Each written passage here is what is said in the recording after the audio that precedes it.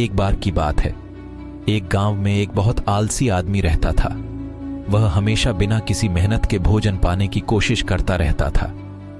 एक सुबह ग्रामीण इलाकों में घूमते समय उसने खाने के लिए कुछ सेब चुराने का फैसला किया। जैसे ही उसने सेब तोड़ने की कोशिश की, तभी एक सेब के किसान ने उसे देखा और उसके पास आने लगा। वो आलसी आदमी उसे देखकर डर गया और छिपने के लिए पास के एक जंगल में भाग गया।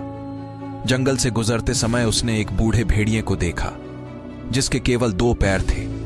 आदमी को यह देखकर आश्चर्य हुआ कि वह भेड़िया केवल 2 पैरों के साथ कैसे जीवित रह रहा है।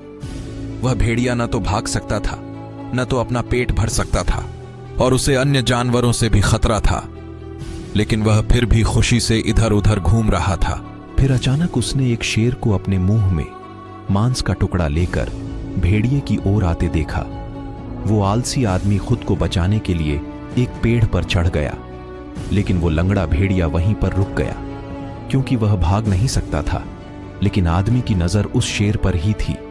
जैसे ही उसने देखा कि शेर ने मांस का टुकड़ा भेड़िए के खाने के लिए छोड़ दिया है, आलसी आदमी को भगवान की ये लीला देखकर बहुत खुशी हुई। वह सोचने लगा कि भगवान के पास हमेशा एक योजना होती है। फिर उसका मानना था कि भगवान ने उसके लिए भी कुछ योजना जरूर बनाई होगी।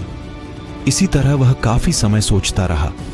फिर वह बैठने के लिए एक अच्छी जगह ढूंढने के लिए निकल पड़ा और इंतजार करने लगा कि कोई उसे खाना खिलाएगा। वह इंतजार करता रहा कि कोई आएगा और उस भेड़िए की तरह मुझे भी कोई भोजन देकर जाएगा, लेकिन वहां कोई ना तो भोजन लाया और न ही उसने कुछ खाया। उससे भूख सहन नहीं हुई और चला गया। रास्ते में उसकी मुलाकात एक बूढ़े ऋषि से हुई।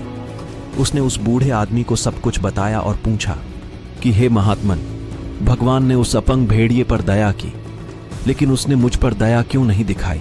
उस बूढ़े ऋषि ने उत्तर दिया, यह सच है कि भगवान के पास हर किसी के लिए एक योजना है।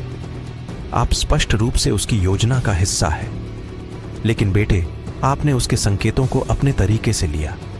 वह नहीं चाहता था कि आप भेड़िए की तरह बने, वह चाहता था कि आप शेर की तरह बने।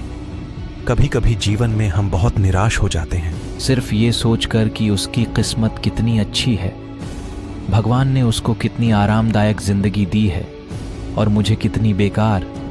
आप अपने लिए भगवान के संकेतों को गलत समझ सकते हैं और उन्हें गलत तरीके से ले भी सकते हैं, लेकिन कभी निराश न हो। शायद आप अपने अब तक के जीवन के बारे में चिंतन करें और सोचें कि भगवान के संकेतों को आपने संभवतः अपने जीवन में गलत तरीके से पढ़ा है। मुझे उम्मीद है कि यह कहानी आपके जीवन में प्रकाश डाल सकती है। आप जीवन में अधिक खुशहाल और अधिक सफल मार्ग बना सकते हैं। वीडियो अच्छी लगी हो तो वीडियो को लाइक करके चैनल को सब्सक्राइब जरूर करें। धन्यवाद।